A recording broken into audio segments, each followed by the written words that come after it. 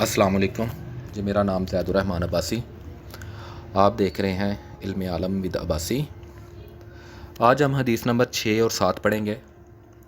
حدیث نمبر 6 یہ ہے کہ حضرت ابن عباس رضی اللہ تعالیٰ عنہ نے فرمایا، رسول اللہ صلی اللہ علیہ وآلہ وسلم سب لوگوں سے زیادہ سخی تھے، اور رمضان میں تو حضرت جبرائیل علیہ السلام آپ صلی اللہ علیہ وآلہ وسلم سے ملتے تو آپ صلی اللہ علیہ وآلہ وسلم بہت ہی زیادہ سخاوت کرتے، اور حضرت جبرائیل علیہ السلام رمضان کی ہر رات میں آپ صلی اللہ علیہ وآلہ وسلم سے ملتے اور آپ صلی اللہ علیہ وآلہ وسلم کے ساتھ قرآن کا دور کرتے۔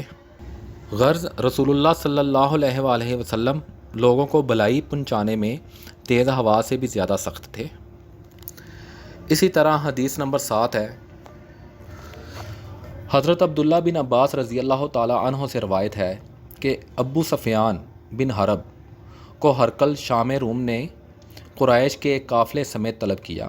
اس وقت یہ لوگ شام میں تجارت کے غرض سے گئے ہوئے تھے۔ یہ وہ زمانہ تھا جس میں رسول اللہ صلی اللہ علیہ وآلہ وسلم نے ابو سفیان اور قریش سے ایک وقتی معاہدہ کیا ہوا تھا۔ غرض یہ لوگ اس کے پاس پہنچے جب ہرقل اور اس کے ساتھی ایلیا میں تھے۔ ہرقل نے ان کو اہل علم اور امراء و وزراء کے ایک مجلس میں طلب کر لیا اور مترجم کے ذریعے بات شروع کر دی۔ وہ کہنے لگا، اے عرب کے لوگوں، تم میں سے کون اس شخص کا قریبی رشتہ دار ہے؟ یعنی حضور صلی اللہ علیہ وآلہ وسلم کا کون قریبی رشتہ دار ہے؟ ابو سفیان نے کہا، میں اس شخص کا قریبی رشتہ دار ہوں۔ تب ہرقل نے کہا، اچھا، اس کو میرے پاس لاؤ اور اس کے ساتھیوں کو بھی قریب کر کے اس کے پیچھے بٹھا دو، اور مترجم سے کہا، ان لوگوں سے کہو میں اس ابو سفیان سے اس شخص یعنی حضور صلی اللہ علیہ وآلہ وسلم کے بارے میں چند سوالات کرتا ہوں، اگر یہ مجھ سے جھوٹ بولے تو تم کہہ دینا جھوٹا ہے۔ ابو سفیان نے کہا، قسم اللہ کی، اگر مجھ کو یہ شرم نہ ہوتی کہ یہ لوگ مجھے جھوٹا کہیں گے تو میں آپ صلی اللہ علیہ وآلہ وسلم کے بارے میں جھوٹ کہہ دیتا۔ خیر، پہلی بات جو اس نے مجھ سے پوچھی وہ یہ تھی کہ اس شخص کا تم میں خاندان کیسا ہے؟ میں نے کہا، وہ ہم میں عالی نسب ہے۔ کہنے لگا، کیا اس سے پہلے بھی اس کے خاندان میں کسی نے نبوت کا دعویٰ کیا ہے؟ میں نے کہا، نہیں۔ کہنے لگا، اچھا، اس کے بزرگوں میں سے کوئی بادشاہ گزرا ہے؟ میں نے کہا، نہیں۔ کہنے لگا، اچھا، کیا امیر لوگ اس کی پیروی کر رہے ہیں یا غریب لوگ؟ میں نے کہا، غریب لوگ۔ کہنے لگا، اس کے تابع دار لوگ روز بروز بڑھ رہے ہیں یا کم ہو رہے ہیں؟ میں نے کہا، بڑھ رہے ہیں۔ کہنے لگا، اچھا، کیا اس کے دین سے کوئی مرتد بھی ہوتا ہے یا نہیں؟ میں نے کہا، نہیں۔ کہنے لگا، کیا اعلان نبوت سے پہلے کبھی تم نے اس کو جھوٹ بولتے دیکھا؟ میں نے کہا، نہیں۔ کہنے لگا، اچھا، وہ عہد شکنی کرتا ہے؟ میں نے کہا، نہیں۔ اب ہمارے درمیان کچھ مدت کے لیے صلح ہوئی ہے، معلوم نہیں اس میں وہ کیا کرتا ہے۔ ابو سفیان نے کہا، اس کے علاوہ میں کوئی اور بات نہ کہہ سکا۔ کہنے لگا، اچھا، تم اس سے کبھی لڑے؟ میں نے کہا، ہاں۔ کہنے لگا، پھر تمہاری اس کی لڑائی کیسے ہوتی ہے؟ میں نے کہا، ہمارے درمیان لڑائی ڈول کی طرح ہے، کبھی وہ جیت جاتے ہیں اور کبھی ہم۔ کہنے لگا، اچھا، وہ تمہیں کس بات کا حکم دیتا ہے؟ میں نے کہا، وہ یہ کہتا ہے، اکیلے اللہ کی عبادت کرو اور اس کے ساتھ کسی کو شریک نہ بناؤ، اور اپنے باپ دادا کی شرک کی باتیں چھوڑ دو، اور ہم کو نماز پڑھنے، سچ بولنے، پاک دامنی اختیار کرنے اور صلح رحمی کا حکم دیتا ہے۔ تب ہرقل نے مترجم سے کہا، اس شخص سے کہو میں نے تجھ سے اس شخص کا خاندان پوچھا، تو نے کہا وہ ہم میں عالی نسب ہے، اور رسول ہمیشہ اپنی قوم میں عالی نسب ہی بھیجے جاتے ہیں۔ اور میں نے تجھ سے پوچھا، کیا اس کے خاندان میں پہلے بھی کبھی کسی نے نبوت کا دعویٰ کیا ہے؟ تو آپ نے کہا، نہیں۔ اس سے میرا مطلب یہ تھا کہ اگر اس سے پہلے کسی نے یہ دعویٰ کیا ہوتا تو میں سمجھتا کہ یہ بھی اس کی پیروی کر رہا ہے۔ اور میں نے تجھ سے پوچھا، اس کے بزرگوں میں کوئی بادشاہ گزرا ہے؟ تو نے کہا، نہیں۔ اس سے میرا مطلب یہ تھا کہ اگر اس کے بزرگوں میں کوئی بادشاہ گزرا ہے تو میں سمجھ لوں کہ وہ شخص پیغمبری کا بہانہ کر کے اپنے باپ کے بادشاہت لینا چاہتا ہے۔ اور میں نے تجھ سے پوچھا، اس بات کے کہنے سے پہلے تم نے کبھی اس کو جھوٹ بولتے دیکھا؟ تو نے کہا نہیں۔ تو اب میں نے سمجھ لیا کہ ایسا کبھی نہیں ہو سکتا کہ لوگوں پر تو جھوٹ باندھنے سے پرہیز کرے اور اللہ پر جھوٹ باندھے۔ اور میں نے تجھ سے پوچھا کیا امیر لوگ اس کی پیروی کی یا غریبوں نے؟ تو نے کہا غریبوں نے، اور رسولوں کے تابع دار اکثر غریب ہی ہوتے ہیں۔ اور میں نے تجھ سے پوچھا وہ بڑھ رہے ہیں یا گھٹ رہے ہیں؟ تو نے کہا وہ بڑھ رہے ہیں، اور ایمان کا یہی حال رہتا ہے، جب تک وہ پورا نہیں ہوتا وہ بڑھتا ہی رہتا ہے۔ اور میں نے تجھ سے پوچھا کوئی اس کے دین میں آ کر پھر اس کو برا سمجھ کر اس سے پھر جاتا ہے؟ تو نے کہا نہیں، اور ایمان کا یہی حال ہے، جب اس کی خوشی دل میں سما جاتی ہے تو پھر نہیں نکلتی۔ اور میں نے تجھ سے پوچھا وہ عہد شکنی کرتا ہے؟ تو نے کہا نہیں، اور رسول ایسے ہی ہوتے ہیں، وہ عہد نہیں توڑتے۔ اور میں نے تجھ سے پوچھا وہ تم کو کیا حکم دیتا ہے؟ تو نے کہا وہ اللہ کی عبادت کرنے اور اس کے ساتھ کسی کو شریک نہ بنانے کا حکم دیتا ہے، اور بت پرستی سے تم کو منع کرتا ہے، اور نماز اور سچائی کا اور حرام کاری سے بچے رہنے کا حکم دیتا ہے۔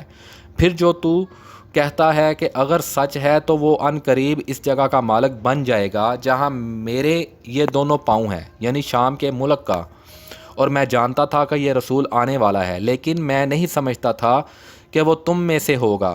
پھر اگر مجھے اس تک پہنچنے کا یقین ہو جائے تو میں اس سے ملنے کی ضرور کوشش کروں، اور اگر میں اس کے پاس مدینہ میں ہوتا تو اس کے پاؤں دھوتا، خدمت کرتا۔ پھر اس نے رسول اللہ صلی اللہ علیہ وآلہ وسلم کا خط منگوایا جو آپ نے دہیہ کلبی کے رضی اللہ تعالیٰ عنہ کو 6 ہجری میں دے کر بصرہ کے حاکم کی طرف بھیجا تھا۔ اس نے وہ خط ہرقل کو بھیج دیا تھا، جس میں یہ لکھا تھا شروع اللہ کے نام سے جو بہت مہربان اور رحم کرنے والا ہے، محمد اللہ کے بندے اور اس کے رسول کی طرف سے ہرقل روم کے نام، معلوم ہو جو سیدھے راستے پر چلے اس کو سلام۔ اس کے بعد میں تجھ کو سلام کے کلمے لا الہ الا اللہ محمد رسول اللہ کی طرف بلاتا ہوں۔ مسلمان ہو جاؤ تو بچ جاؤ گے، اللہ آپ کو دوہرا ثواب دے گا، وگرنہ آپ کی رعایا کا بھی گناہ آپ ہی پر ہوگا۔ اور یہ آیت لکھی تھی، اے اہل کتاب اس بات پر آ جاؤ جو ہم اور تم میں یکساں ہے کہ ہم اللہ کے سوا کسی اور کی عبادت نہیں کریں گے، اس کے ساتھ کسی کو شریک نہیں بنائیں گے، اور اللہ کو چھوڑ کر ہم میں سے کوئی کسی اور کو اللہ نہیں بنائے گا۔ پھر اگر وہ اس بات کو نہ مانے تو مسلمانوں تم ان سے کہہ دو گواہ رہنا ہم تو ایک اللہ کے تابع دار ہیں۔ ابو سفیان نے کہا جب ہرقل کو جو کہنا تھا وہ کہہ چکا اور خط پڑھ چکا تو اس کے پاس بہت شور مچا اور آوازیں بلند ہوئیں اور ہمیں باہر نکال دیا گیا۔ میں نے اپنے ساتھیوں سے کہا ابو کبشہ کے بیٹے کا تو بڑا درجہ ہو گیا ہے، اس سے تو رومیوں کا بادشاہ بھی ڈرتا ہے۔ اس روز سے مجھ کو پورا یقین ہو گیا کہ رسول اللہ صلی اللہ علیہ وآلہ وسلم ضرور غالب ہوں گے، یہاں تک کہ اللہ نے مجھ کو مسلمان کر دیا۔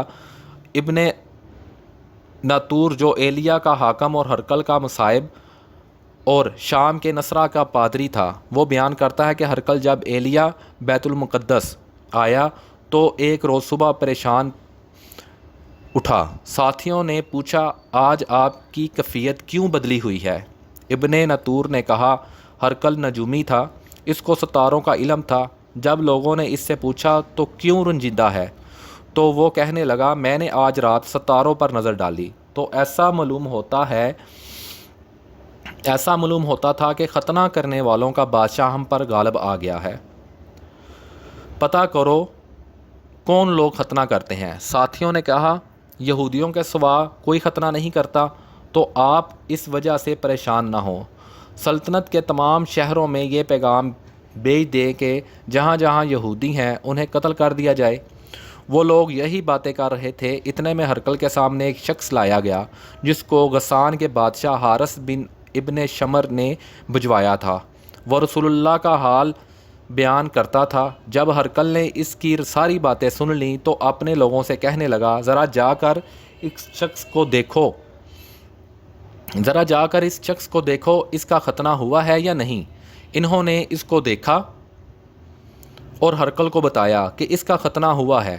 اور ہرقل نے اس سے پوچھا کیا عرب ختنہ کرتے ہیں؟ اس نے کہا ہاں ختنہ کرتے ہیں۔ تب ہرقل نے کہا یہی شخص محمد صلی اللہ علیہ وآلہ وسلم اس امت کے بادشاہ ہیں جو غالب ہوں گے۔ پھر ہرقل نے اپنے ایک دوست کو رومیہ میں لکھا، وہ علم ہرقل کے ساتھی تھا، اور ہرقل خود حمص کو گیا، ابھی حمص سے نہیں نکلا تھا کہ اس کے دوست کا خط اس کو ملا۔ اس کی بھی یہی رائے تھی۔ نبی اللہ صلی اللہ علیہ وآلہ وسلم کے ظاہر ہونے میں ہرقل کے موافق تھی، یعنی رسول اللہ سچے نبی ہیں۔ آخر ہرقل نے روم کے سرداروں کو اپنے ایک محل میں طلب کیا۔ جب وہ آ گئے تو دروازوں کو بند کروا دیا۔ پھر اوپر بالا خانے میں آ کر کہنے لگا، روم کے لوگوں، کیا تم اپنی کامیابی اور بلائی اور اپنی بادشاہت پر قائم رہنا چاہتے ہو؟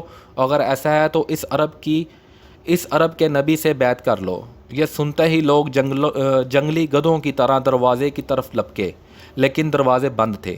جب ہرقل نے دیکھا کہ ان کے ایمان سے ایسی نفرت ہے اور ان کے ایمان لانے سے نا امید ہو گیا تو کہنے لگا، ان سرداروں کو پھر میرے پاس لاؤ۔ جب وہ آئے تو کہنے لگا، میں نے جو بات ابھی تم سے کی وہ تمہیں آزمانے کے لیے کی تھی کہ تم اپنے دین سے کتنے مضبوط ہو۔ اب میں وہ دیکھ چکا۔ تب سب نے اس کو سجدہ کیا اور اس سے راضی ہو گئے۔ یہ ہرقل کا آخری حال ہوا۔ یہ حدیث نمبر 7 تھی جو ہم نے آج پڑھی۔ انشاءاللہ تعالی اگلی ویڈیو میں ہم حدیث نمبر 8 اور 9 کو پڑھیں گے۔ اللہ تعالی ہمیں سمجھنے کی توفیق عطا فرمائے، آپ کو سمجھنے کی توفیق عطا فرمائے۔ اللہ تعالی آپ کا حامی و ناصر ہو۔ اللہ حافظ۔